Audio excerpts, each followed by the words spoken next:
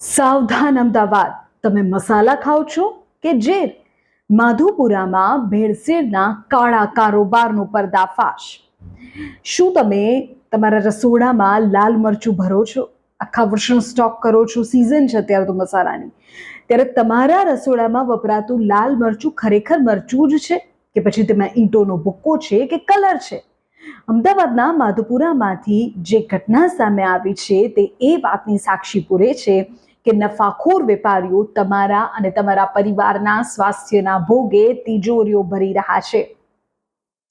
માધુપુરાના એક સાંકડી ગલીમાં આવેલા અંધારિયા ગોડાઉનમાં આજે જ્યારે ફૂડ વિભાગની ટીમે દરોડા પાડ્યા ત્યારે ગંદકી અને ભેળસેળનું એવું સામ્રાજ્ય જોવા મળ્યું કે અધિકારીઓ પણ અવાચક રહી ગયા.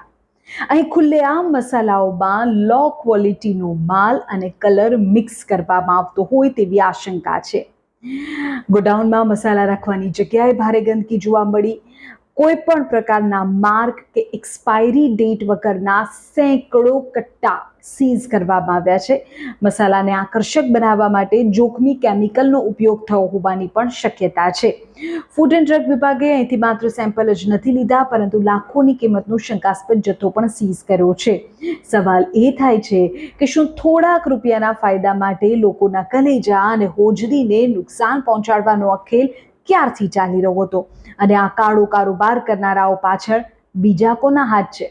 તપાસની આ તો માત્ર શરૂઆત છે. લેબોરેટરીના રિપોર્ટમાં જો સત્ય બહાર આવશે તો આ વેપારીઓને જેલના સળિયા ગણવાનો વારો આવશે. પણ ત્યાં સુધી તો આપણે જાગૃત રહેવાની જરૂર છે.